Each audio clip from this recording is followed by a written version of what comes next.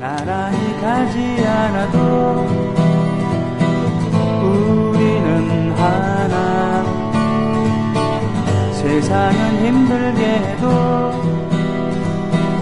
우리는 조합원. 우리는 하나.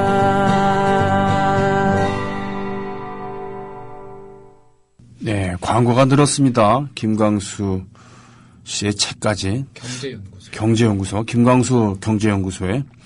그 배경음악이 80년대 초에 보니엠의 음악 아닌가 싶기도 한데요. 그렇습니다.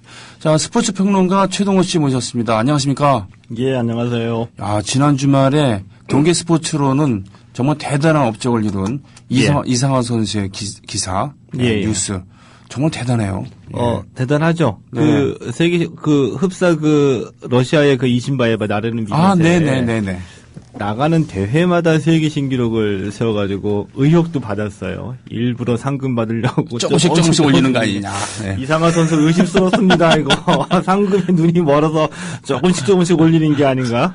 저는 정말 대단하다고 생각한 게 그렇게 단거리 스피드 스케이팅에서 또 단거리 말이죠. 예. 이것이 동양 선수에게 한국 여자 선수에게 유리한 종목인가 착각할 정도예요. 원래 그런 겁니까? 저도 그 점에 이상화 선수 때문에 궁금해가지고, 그 종교 발언으로 문제가 돼가지고 SBS 해설하다가 잘린. 제갈성렬 박사한테 한번 물어봤었죠. 네. 근데 백이태, 이규혁, 그리고 이상화 선수부터 우리가 단거리, 중거리에서도 좋은 성적을 냈는데. 그렇죠, 예. 얘기를 들으니까 참 이해가 갑니다. 뭐냐면 결정적으로 이전에는 야외에서 경기를 했었는데 2000년대 들면서부터 실내 링크가 생겨서 실내에서 경기를 했다 이거죠. 네. 또 야외에서 하게 되면은 결정적으로 이 환경적인 요인에 의해서 바람의 저항을 뚫고 지나가야 되는 가속도하고 파워가 있어야지 되는데 실내 링크로 되면서 그게 없어졌다는 거죠. 그래서 실내 링크로 되면서 바람의 저항이 없어지고 이 코너웍을 빨리 돌아야 되는 게 굉장히 기록 단축하고 순위 경쟁에 중요한 변수로 작용이 됐는데 코너웍을 빨리 돈다는 거는 파워가 있고 몸무게가 많이 나가는 서양 선수들보다는 작고 빠르고 날렵한 편이 훨씬 더 중요하겠죠. 아, 그렇군요. 그래서 이상화 선수가 늘 얘기하는 건 기록 단축의 요인으로 몸무게를 줄이고 하체 파워를 늘렸다, 허벅지를 늘렸다라고 얘기를 하잖아요. 이게 몸무게를 줄인다는 게 예전에는 그렇게 유리한 것만은 아니었었거든요. 가속도 때문에. 지금 바람의 저항이 없기 때문에 충분히 가능하다. 그렇군요. 마치 뭡니까? 트랙이 짧은 쇼트 트랙에서 체구 작은 선수들이 유리한 것. 그렇죠. 그런 원리이죠. 그렇군요. 네. 맞아요. 커다란 차들은 돌 때도 공간이 많이 필요한데 작은 차들은 금방 도니까 그렇군요. 그리고 원참 우리나라가 스피드 스케이팅 국제 무대 처음으로 등장을 했던 게 70년대 주니어 시절에 이영하 선수부터였죠. 우리나라 이 스피드 스케이터의 스프린터의 계보의 원조라고 볼 수가 있죠. 그렇죠. 이영하 선생이 있고 그 뒤를 이어서 나윤수 선생님 교수하고 있죠. 그 다음에 제갈성렬, 백이태, 이규혁 이렇게 이어져 오고 있죠. 그렇죠. 네, 그렇습니다. 이런 기쁜 소식 실생활에 우리에게 주는 저런 건 하나도 없습니다만 아무튼 하여튼 훌륭한 소식입니다. 당분간 깨지기 힘들 것 같은 그런 깨지기 힘든데 이게 그냥 된 게 아닙니다. 어떡해요? 이게 우리가 다다음 시간 정도에 제가 또 말씀을 드릴 건데 이 빙상에도 우리 민족의 뿌리가 있습니다. 그래요? 그래서 이 해방 이후에 분단되고 난 뒤에 이미 북한에서는 세계적인 스프린터를 배출했습니다. 그래요? 전 세계를 석권했던. 그래요? 그 빙상에서. 그리고 북한에서 빙상이 전 세계를 석권했던 선수를 배출하게 된 뿌리가 이미 일제강점기 때 평양, 함흥, 원산 이쪽에서 우리가 스케이트를 굉장히 잘 탔다는 얘기죠. 그렇군요. 자, 자연스럽게 그러면 우리 대한민국 체육사, 조선 체육사로 다시 돌아갑니다. 지난주에 엘리티즘과 민족주의가 결합된 한국 근대 스포츠의 태동에 대해서 얘기를 하다가 중간에 끊었어요. 잠시 뒤를 투비 컨티뉴도 했습니다만 지난 시간 요약 간단하게 해주시면서 다음 편으로 넘어가 주실래요? 저도 오늘 요약을 간단하게 하려고 마음먹고 왔거든요. 예, 좋습니다. 역시 좀 토합니다. 왜냐하면 생각을 해보니까 이 손병희의 나란히 가지 않아도의 청취자분들은 우리나라 상위 1% 정도의 그 의식 수준을 가지신 분들이 아닐까. 그리고 뭐 저처럼 재력으로 따지면 상위 한 90% 정도 안에 드는 분들이다. 때문에 그 체육에 대한 스포츠에 대한 그 이해를 좀 높여줘야 되겠다. 이분들이 나중에 중요한 일들을 하실 분들이기 때문에. 예. 그래서 저는 시대 정신으로 구분해가지고 우리나라의 체육 시대를 구분했죠. 시대 정신을 이제 기준으로 해서. 그래서 이 뿌리가 엘리티즘과 저항 정신에 있다고 말씀을 드렸습니다. 네. 엘리티즘은 왜 시대적 배경을 살펴보면 충분히 유추해 볼 수가 있다라고 말씀을 드렸고, 그래서 지난 시간에 엘리티즘까지 말씀을 드리고 오늘 이제 저항 정신이 어떠한 배경에 의해서 형성이 됐는가를 이제 말씀을 드리려고 하거든요. 그렇습니다. 왜냐하면 어느 정도 또 짐작은 가실 겁니다. 지난 시간에 말씀드렸던 대로 그 당시에 이 스포츠를 보급했었던 곳이 기독교 단체, YMCA 같은, 그리고 고등보통 학교와 같은 소수분인 학교에서 가르쳤다고 했잖아요. 당시로서는 고등교육을 이렇게 담당했었던 전 인구의 0.09%인가요? 01%가 0.09% 1930년도에 전국에 몇천 명밖에 안 되는 고등보통학교. 근데 이 중에는 우리의 그 개화 사상가나 민족 지사들이 세워서 민족 교육에 철저히 심혈을 기울였던 학교들이 있었기 때문에 여기에 입학한 사람들은, 선수들은 문무를 겸비한 인재로 교육을 받았다는 얘기죠. 근데 이 선수들이 나와가지고 대회에도 참가하고 이 경기를 벌이다 보니까 철저하게 스포츠에서도 일제가 차별을 했습니다. 조선인들을. 왜냐? 이 경기 스포츠를 통해서도 일본인들이 조선인보다 우월하다는 것을 조선인들의 뇌리 속에 심어주기 위해서였었죠. 인중주의. 조선인들은 식민지 지배를 받을 만큼 열등하기 때문에 식민지 지배가 당연하다는 이런 식민지 논리를 전파하기 위해서 스포츠를 활용했던 거죠. 그래서 뭐 생각하면 그 조편성이라든지 경기의 일정이라든지 이런 거에 대해서 굉장히 차별을 받고, 심지어는 조선인들이 결승전에 올라가가지고 이길 것 같다 그러면 갑작스럽게 온갖 핑계를 대면서 일몰이다, 뭐 날씨가 안 좋다 등등 해가지고 경기를 중단시키기도 했었거든요. 그렇군요. 그런데 여기서 이제 우리 선수들이 이기게 되면 더 폭발력이 있죠. 왜냐하면 정치 집회 금지시켰죠. 그리고 종교 집회도 나중에 가는 금지시키거든요. 자연스럽게 조선인들이 모일 수 있는 기회가 스포츠 경기밖에 없었다는 얘기죠. 그렇군요. 그런데 이 모이게 되면 스포츠에서 대회를 열기 전에 일종의 세레머니가 있죠.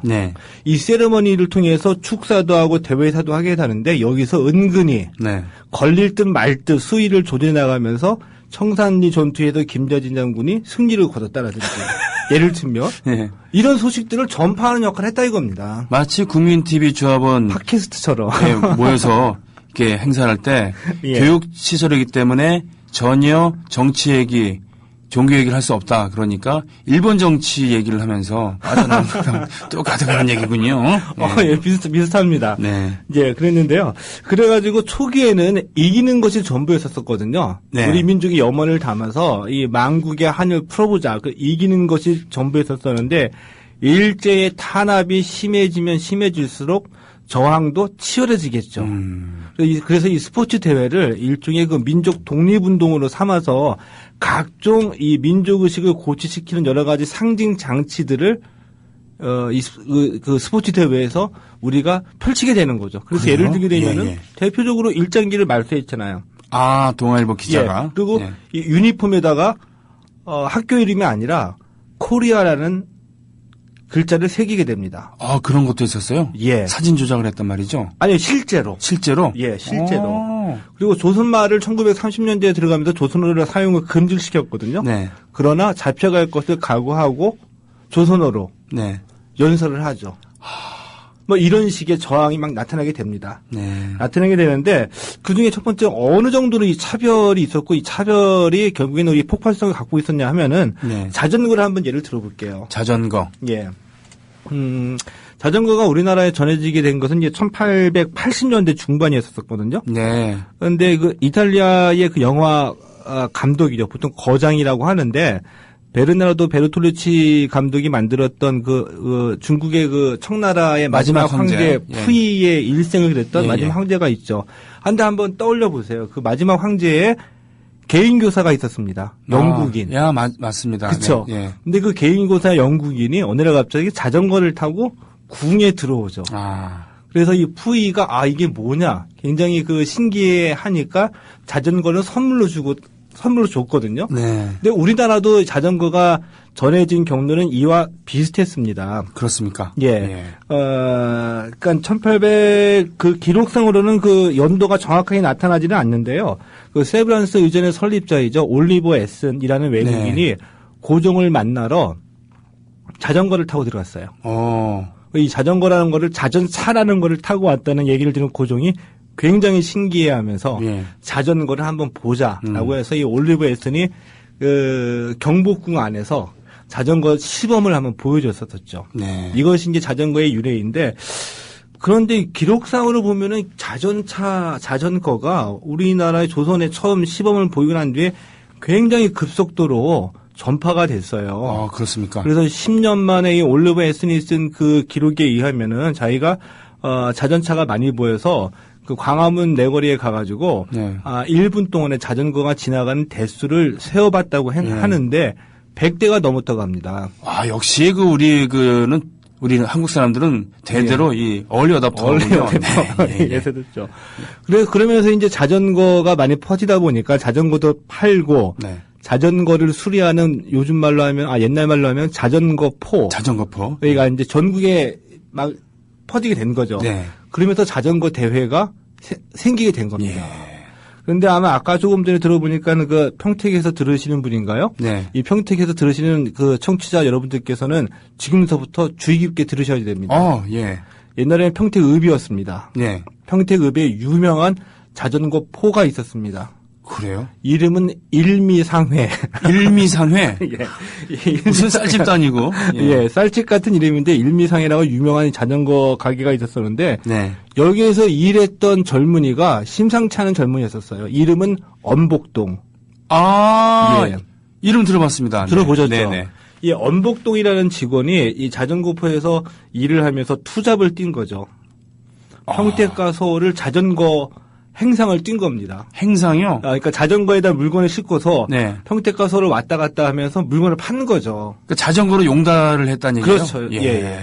이런 게 무지막지한 거죠. 평택과 서울은 자전거가 가지고 물건을 팔러 행상을 했다고 하니까. 물건도 10km 정도 갖고 가지는 않았을 거 아닙니까?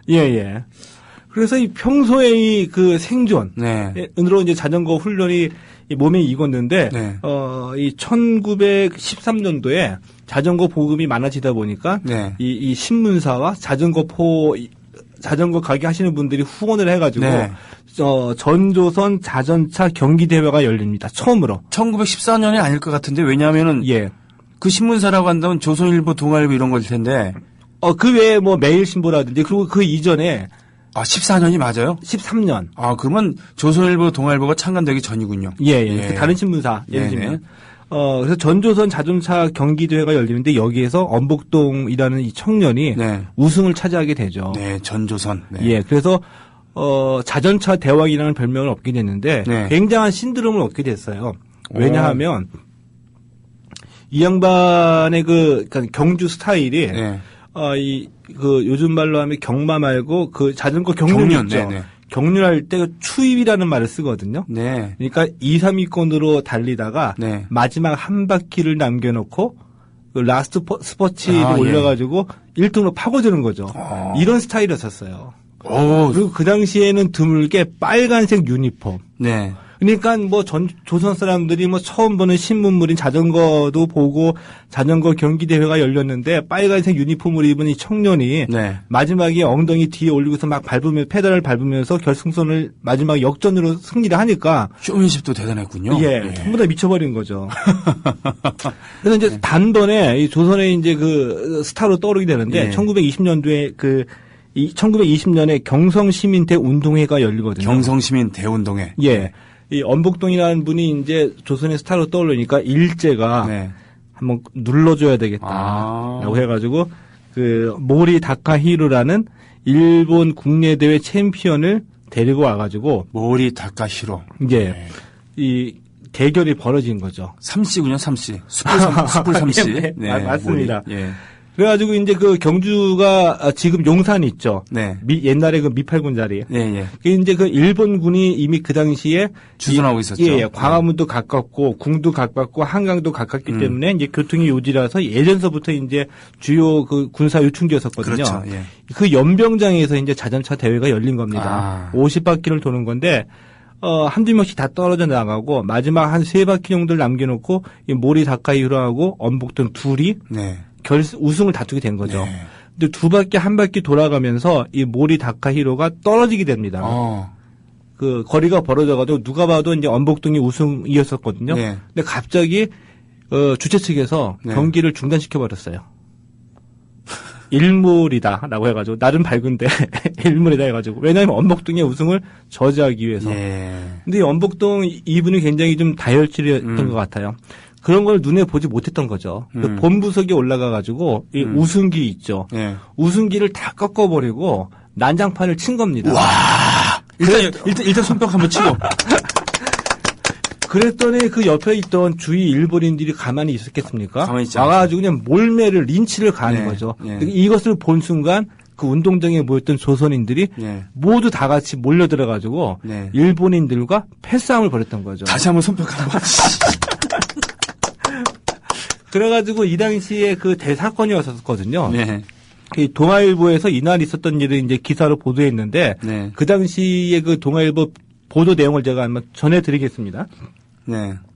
엄군이 네. 이 마침내 목에 상처를 내고 피까지 흘리게 되매 네. 일반 군중들은 소리를 치며 엄복동이가 맞아 죽는다고 운동장 안으로 물결같이 달려들어 욕하는 자, 돌 던지는 자, 꾸짖는 자, 형형색색 분개한 자들 때문에 위험한 지경에 이르렀다라고 이제 보도를 했거든요. 네.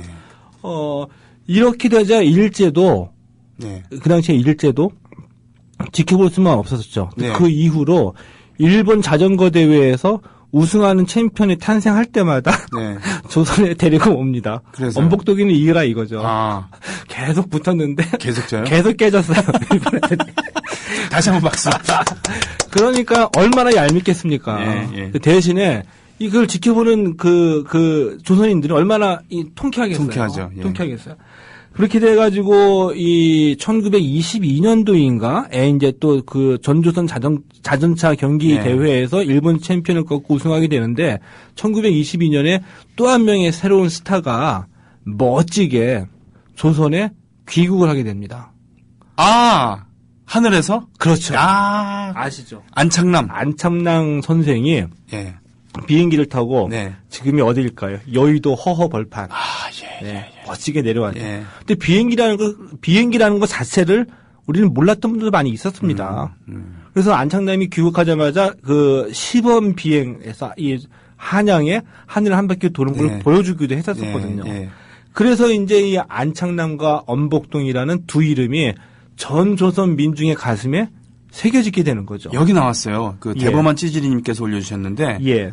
그때 유행가 떴다 보아라 안창남의 비행기 내려다 보아라 엄복동의 자전거. 그렇죠. 네. 저는 제가 어렸을 때 우리 할머니로부터 네. 이 노래를 들었었거든요. 네. 근데 이 두 명의 영웅이 탄생하자 네. 지금의 뭐라고 할까 이 빅히트 네. 하는 새로운 노래가 탄생했거든요. 근데 누군가 새롭게 작곡을 한 건 아니었었고, 네. 예전에 저는 모르겠는데 우리 상우리 민요라고 총춘가가 있었다고 합니다. 총춘가? 예. 네. 이 총춘가에다가 이 개사를 한 거죠. 네. 지금 말씀해 주신 대로 이 떴다 보아라 안창남의 비행기, 내려다 보아라 엄복동의 자전거. 아. 그래서 이게 어떤 의미냐 했었으면은 그 당시에 이 노래가 조선 팔도를 다 들썩거릴 만큼 데이트를 쳤는데 네. 그 당시 말로는 순사죠. 요즘 네. 말로는 경찰. 우리나라 경찰죠. 조선의 그 어린아이들 그리고 청소년들이 이 순사가 지나가면 일부러 뒤를 쫓아가면서 떴다 보아라 안창남의 비행기. 자극을 했군요. 예. 언복동. 일부러 순서 뒤를 쫓아가면서 이 노래를 불렀다는 거 아닙니까? 이게 그렇구나. 무엇을 의미하나요? 다 알 수 있는 거 아닙니까? 그렇죠. 그렇죠? 우리의 정신까지 굴복시킬 수는 없다, 너희들. 그렇죠. 예. 그런데 이 언복동 선생이 조선 최초의 이 스포츠 스타 예. 오빠 부대의 원조라고도 볼 수가 있거든요. 예. 그런데 말년은 불운했습니다. 상군도 많이 벌고 했을 텐데 예. 이 해방 이후에 네. 한국 전쟁이 벌어졌잖아요. 예. 한국 전쟁이 벌어졌는데 이 전쟁 와중에 예. 그 이름도 모르는 동두천의 어느 야산에서 예. 비행기 폭격, 예. 그 비행기 폭격으로 쓸쓸히 혼자 죽어갔죠. 그렇군요. 좀 안타까운 우리 현대사의 어떤 비극의 아픔을 그냥 생생하게 살다가 돌아가신 분이죠. 그렇군요. 안창남 선생은 너무 짧은 영광이었잖아요. 그죠? 그렇죠. 불꽃처럼 살고 갔다라고도 볼 수가 있죠. 비행기 사고로. 예. 20대 나이에. 예. 그래서 이제 이 언복동 선생처럼 이제 조선민중의 가슴에 불을 지른 분들이 이제 쭉쭉쭉 이어서 나타나게 되는데, 이 권투가 뭐 축구나 야구, 그 농구보다는 굉장히 늦게 들어왔어요, 도입이. 잠깐만요. 예. 이때 이제 잠깐 중간에 쉬면서 신청곡도 소화할 겸 이렇게 됩니다. 자, 지금 일미상의 점원이었던 언복동 점원이 일미상을 특히 평택에 사시는 청취자분들은 기억해 주셔야 됩니다. 네, 평택에 있었던 평택과 서로 오가는 자전거 보따리 장사를 하면서 다져진 체력으로 빨간 유니폼을 입고 등장할 만큼 쇼맨십과 그리고 그 성적 조작을 하는 투표 조작을 하는 그런 그 나쁜 세력, 그런 세력에 뒤집어 엎을 만큼 의기를 가졌던 그런 선수였습니다. 1936년에 백인 게르만족의 위협을 만방에 떠시려고 올림픽 주최했다가 흑인인 제시 오웬즈가 삼관왕을 하면서 체면 구겨버린 히틀러 같은 그런 모습을 만들어 주기도 한 것이죠. 음악을 하나 듣고 오겠는데요. 뭘 들을까? 네, 전인권의 헛사랑 있습니다. 이 노래 듣고 오겠습니다.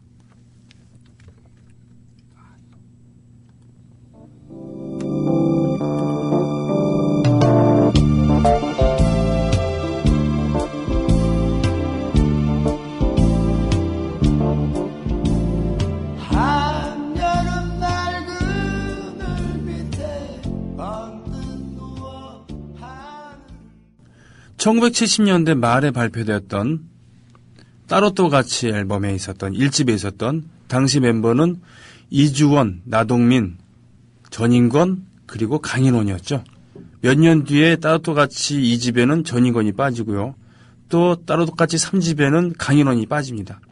네, 각자 따로 활동하면서 솔로 활동하면서도 또 모여서 하기도 했었던 그런 일종의 프로젝트라고 할 수 있겠죠. 맴도는 얼굴이라는 이름으로 발표됐던 이 노래를 전인권 씨가 나중에 헛사랑이라는 이름으로 재수록하게 됩니다. 게시판 가보겠습니다. 가자동 투파오님, 스포츠 이야기 남은 여성분들 조용하다고요. 이메가스터님, 새뚱맘님, 뭐 그래도 스포츠 이야기, 스포츠 사는 어떻게 재미없으세요? 반응이 궁금합니다. 가특님, 장대 높이 뛰기보다 더 빙상 단거리가 위대해 보인다고 하셨습니다. 자, 자전거포, 쥐포, 황태포가 생각나서 먹고 네, 참 무리한 먹방이십니다. 소녀님. 명태 알포를 주문해야겠다고 하는 리액션, 대범한 찌질이님. 검은별님, 지금 새누리당하고 하는 짓이 똑같네. 그죠? 룰을 지들이 마음대로 어기면서 우기는 그런 행태. 일몰? 예, 참. 조선인과 패싸움을 했으면 조선이 더 많았기 때문에 이기지 않았을까라고 하는. 가을, 저도 손뼉 짝짝짝. 언복동 선수의 그 난동 사건을 이성적이지 못했다라고 얘기할 수도 있겠습니다만 도대체 그러면 그때 법으로 조선인들이 이길 수 있는 방법이 뭐가 있었겠습니까? 그죠? 훌룡님께서 또 가특님께서 안타까운 일님께서 이렇게 올려주셨어요. 요것만 읽고서 넘어가겠습니다. 네. 안타까운 님께서는 그렇게 잊혀진 언복동의 이름은 27년이 지난 뒤 다시 등장했다. 대한사이클연맹이 1977년부터 언복동 선수 기념 언복동배 쟁탈대회를 매년 개최하고 있다. 처음엔 단체 도로 대회를 하다 이 종목이 나중에 올림픽에서 빠지면서 트랙 종목으로 바꿨다. 그런데 트랙 종목의 경우 최소 4일은 해야 하기 때문에 비용에 대한 부담이 컸다. 대한사이클연맹은 10개가 넘는 대회를 매년 개최하고 있어 여력이 없었고 또 지자체에서도 그다지 관심을 두지 않았다. 결국 1999년 22회 대회를 끝으로 엄복동 대회는 사라졌다. 그 뒤엔 엄복동이란 이름을 건 자전거 대회는 없었다. 엄복동 선수는 딱히 상징물이라 할 것도 없는데 의정부 시가 1986년 대한사이클연맹의 건의를 받아들여 세운 동상이 전부다. 경기 의정부시 녹양동 사이클 벨로드럼 경기장 입구에 있다. 남산미술원 원장이던 원로 조각가 이일영 씨가 조각한 작품이다. 좌대 높이 2.8m, 동상 높이 3m짜리 청동 입상이다. 예, 밑에 가특님은 동상도 올려주셨습니다. 자, 이런 서로 참여하고 주고받는 디테일한 방송, 손병의 나란히 가잖아 도였습니다. 자, 권투 얘기로 넘어갑니다. 그런데 이 엄복동 선생처럼 이렇게 승리를 통해서 그 당시에 조선민중의 한을 풀어줬던 분들도 계시는데 이제 일제의 탄압이 거칠어지니까 이 스포츠에서도 민족 정신을 표출하는 방식도 좀 더 발전을 진화를 하게 되죠. 네. 민족 정신을 고취시키기 위해서 여러 가지 이제 상징이 나타나게 되는데요. 네. 그 중에 하나 이제 권투의 아버지로 불리우는 이 성의경 선생을 들 수가 있어요. 성의경 선생. 예. 네. 성의경 선생을 들 수가 있는데 이 어떻게 보면 이 성의경 선생 같은 경우에는 이 출신이랑 배경 자체가 그 당시 일제강점기에 그 스포츠를 잘했던, 스포츠를 즐겼던 분들의 전형적인 모델이라고 할 수가 있거든요. 아, 그렇군요. 이제 이 엄복동 선생은 이 평택 출신 분들이 귀담아 들으셔야 되고 이번에는 예산 분들이 자랑으로 여기면서 충남 예산 분들어야 되는데요. 이 예산의 그 대지주의 맏아들로 태어났습니다. 네. 그런데 어느 정도야 했으면은요. 우리가 그 지금은 좀 병합이 됐죠. 조흥은행. 예. 근데 조흥은행이 그 당시에 선전할 때 CM에다가 민족은행이라고 이렇게 표현을 했었거든요. 그렇습니다. 19세기 말에 만들었고 조흥은행의 옛 건물이 아직도 남아 있죠. 남아 있습니다. 명동 그 롯데백화점 그 맞은편 쪽인가요? 아니구나. 하여튼 저기 시내 중심가에 남아 있습니다. 다동 맞은편인가 하여튼 걸어가다 보면 있어요. 네. 근데 조흥은행을 왜 민족은행이라고 얘기를 했었냐 하면은 일제강점기 때 조선인들 자본, 민족 자본으로 만들어진 은행이기 때문에 그렇거든요. 조선흥 해서 조흥 아니겠습니까? 예. 근데 처음부터 조흥은행은 아니었었고요. 네. 조그만 중소은행들이 합쳐가지고 조흥은행이 됐는데 전신은 호서은행이거든요. 호서은행. 그러면 충청도 쪽을 얘기하는 거군요. 호서. 호서은행 설립자의 맏아들이기도 했습니다. 그렇군요. 성의경 선생이. 그래서 청소년기에 보니까 좀 한량기가 좀 있었어요. 운동도 잘하고 공부도 잘하고 놀기도 잘하고. 그래서 이제 이 아버지가 서울로 유학을 당연히 보냈겠죠. 그래서 지금 현재 경기구의 전신 경성제일고등보통학교를 다니면서 운동을 그냥 다 섭렵을 한 겁니다. 그러면서 당시에 그 돈 있던 그 자재들을 모아가지고 휴일에는 한강에다가 나룻배를 띄워놓고 거기서 술을 마셨어요. 근데 그네들끼리만 마시지는 않았겠죠. 게스트를 불러야 되잖아요. 게스트 불러야죠. 누구를 불렀냐? 기녀들을 불렀다 이거죠. 그렇죠. 네. 그렇죠. 그 당시에 기녀들은 춤과 음악과 시와 한시를 얘기하죠. 이런 것들 다 교육받은 일종의 엘리트였었으니까. 건본에 소속되어 있는 예인이기도 했습니다. 이제 그렇게 지내기도 하면서 공부도 하고 운동도 하다가 이분이 그 일본에 있는 센슈 대학에 유학을 가거든요. 우리나라에는 이제 동경에 이제 도쿄에 있는 대학인데 많이 알려지지는 않은 대학이에요. 그러게요. 센슈 대학에 진출했는데 거기에서 복싱을 접하게 된 거죠.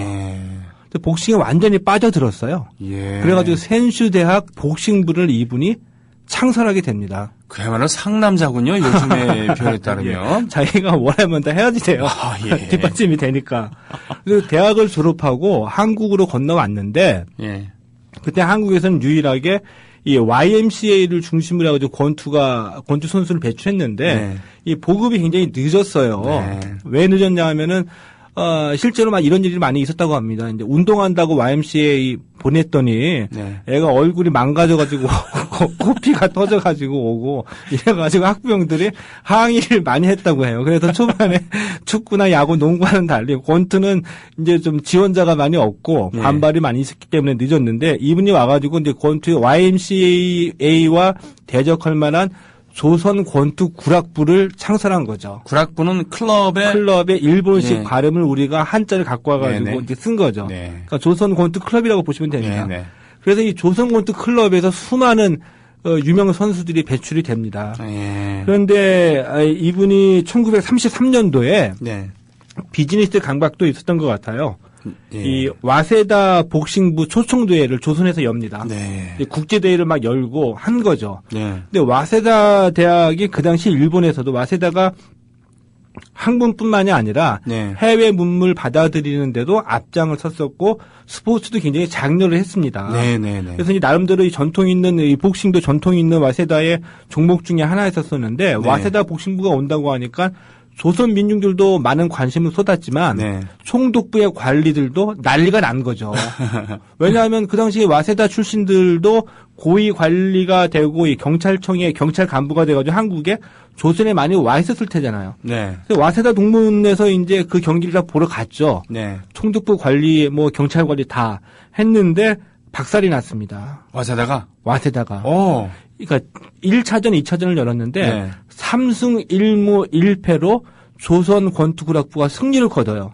그렇군요. 그랬는데 와세다 출신이 고위 관료들이 경기를 다 보지 않고 중간에 퇴장해버리죠. 열받았다 이거 합니다. 지는 꼴은 못 보겠다. 왜냐하면 뭐 농구 응원할 때 뭐 잘해라 빨리 넣어라 뭐 이런 응원이 나오죠. 뭐 축구는 뭐 패스해 뭐 골 넣어 이런 얘기 나오죠. 근데 권투는 뭐라고 얘기할 거예요? 죽여라 때려라 이런 얘기가 나오잖아요. 그랬더니 이 양반들이 얼굴이 시뻘개져가지고 중간에 퇴장한 거죠. 그러니까 조선 사람들이 대놓고 말이죠. 저 일본 놈 저 때려라 죽여라 뭐 이러니까 잘한다 뭐 죽여라 이런 얘기가 나오니까 열받아서 중간에 퇴장한 겁니다. 아이고. 그래서 그런데 이 성호경 이 선생은 재미를 좀 봤잖아요. 그래가지고 이제 두 번째 국제대회를 열려고 이 일본의 그 간사이 지역의 선발팀 좀 더 센 팀이죠. 죄송합니다. 이게 왜 이러냐? 뭐 그럴 수도 있죠, 뭐. 간사이 지역 선발팀을 누구세요, 근데? 그 전화번호 모르겠습니다. 황급히 껐습니다. 제가 스마트폰을 이게 최근에 바꿔가지고 끄는 방법을 잘 몰라서 아까 눌렀는데 이렇게 됐네요. 간사이 선발팀을 초청하려고 이제 그 총독부에 들어가죠. 오사카 지역을 기반으로 한 간사이 지역의 선수들을 초빙하려고. 일본 특히 이제 관동과 관서, 관서 이제 일본 말로 간사이 지역 했는데 총독부에서 열받아가지고 초청 금지, 허락을 안 내줍니다. 왜냐하면 그 뭐 조선의 권투 이 복싱은 들어온 지 얼마 안 돼서 뭐 금방 실력이 얼마 안 되는 줄 알았더니 실력이 대단하다 이거죠. 그래서 금지를 시키니까 이 성호경 선생이 열받아서 그러면 좋다. 우리가 일본의 심장 도쿄로 가가지고 우리가 경기를 하겠다. 도쿄로 건너갑니다. 도쿄에서 조선권투구락부를 선수들을 데리고 가가지고 이제 간사이가 아니라 간토 지역의 선발팀하고 경기를 하게 되는데 히비야 공원이라고 그 당시에 그 유명했던 지금도 있습니다. 아시죠? 히비야 공원. 그 긴자하고 신주쿠 사이에 있는 히비야 공원. 거기서 특설링을 만들어 놓고 경기를 합니다. 그랬는데 이분의 우리나라에서는 최초로 그 당시에 조선권투구락부 선수들의 유니폼이 있죠. 우리가 흔히 얘기하는 러닝식으로 돼 있는 아마추어 선수들이 입는 이 유니폼에 코리아라는 단어를 최초로 새겼습니다. 근데 이 코리아가 의미하는 바가 있잖아요. 여기다 조선권투구락부를 새기지를 않고 코리아라는 건 우리는 조선인이다. 조선을 대표해서 왔다 이거죠. 그리고 1930년대에는 그 조선을 금지시켰던 때였었거든요. 근데 한 3,000명 정도가 왔다 그래요. 근데 대부분이 조선인들이었는데 유학생도 있었지만 일제 그 징용으로 끌려가셨던 분들. 근데 이분들은 돈이 없어서 고향에 오고 싶어도 그 뱃삭을 끊지 못해가지고 오기가 힘들었던 그런 굉장히 힘들었던 분이었었거든요. 이분들이 그냥 꾀죄죄한 행색으로 오셔갖고 오셔서 응원을 한 겁니다. 응원을 했는데 왜 왔는지 알잖아요. 조선어가 금지가 되는데 성의경 선생이 그 대회 식순 전에 그러니까 축사를 할 때 일본 경찰들도 있는데 당당하게 조선말로 연설을 합니다. 아니, 일본에서. 예. 식민 모국에서. 예. 와, 도쿄에서. 도쿄에서. 근데 내용은 이거였습니다. 여러분, 오늘 우리가 이기면 우리가 이긴 것이 아니라 조선이 이긴 것입니다. 그리고 우리가 이기면 여러분들이 오늘 여기 와 주셨기 때문에 이긴 겁니다. 이런 말을 목숨을 내 걸고 한 얘기죠. 예. 근데 이런 식의 이런 그 민족소식 고치가 권투에서뿐만이 아니라 그 당시에 대부분의 종목에서 다 있었다는 얘기죠. 그렇군요. 예. 그래서 결국은 어떻게 됐습니까? 여기서도 승리를 거뒀어요. 그렇군요. 승리를 거둬가지고 이 조선권투 구락부 출신들이 다음에 YMCA 다음 시간에 얘기할 때 이제 말씀을 드릴 텐데 네. 세계 곳곳으로 진출을 하게 되죠. 그렇군요. 예. 서희경 선생은 어떻게 그래서 나중에 어떻게 사셨습니까? 이분들은 이 서희경 선생은 해방 이후에도 네. 한국 권투의 그 지도자로서 네. 후배들을 양성하는 데 매진을 하고 의미 있는 여러 가지 일들을 계속 하시게 되죠. 그렇군요. 예. 자, 여기서 손뼉 한번 치면서 예, 좀 뭔가 좀 가슴 벅찬 이런 이야기를 듣고 좀 한편으로 참 가슴이 아리고 예. 그 비정치적인 이런 곳에서 가장 정치적인 행위를 했었던 스포츠 선각자에 대한 얘기를 들었습니다. 스포츠 평론가 최동호 씨와 함께한 대한민국 조선 체육사. 예. 다음 시간으로 나갑니다. 투비 컨티뉴드. 고맙습니다. 예, 고맙습니다. 네. 그새 가입해 주신 분들 여러분 계십니다. 예. 닉네임이 KBY7698님께서 오셨습니다. 반갑습니다. 7698님. 경기 성남시 수정구 복정동, 예, 서울과 성남의 경계죠? 김정훈님, 반갑습니다. 경기 안양시 동안구에서 투카님 오셨습니다. 반갑습니다. 성북구 삼선동 3가 마린브이 605님 삼선동 네, 삼성교 근처죠. 네, 반갑습니다. 자, 게시판 가겠습니다. 제주도에서 만찬 정혜원님 잔해가 보이는데 이거는 옥돔입니까? 옥돔인가요? 아니면 고등어입니까? 네, 이거 차라리 싹 비우고 사진 찍어주시지 이거 뭡니까? 네. 그렇군요. 아까 전화가 와세다 대학 총장의 항의 전화라고 이상님께서는 해석해 주셨습니다.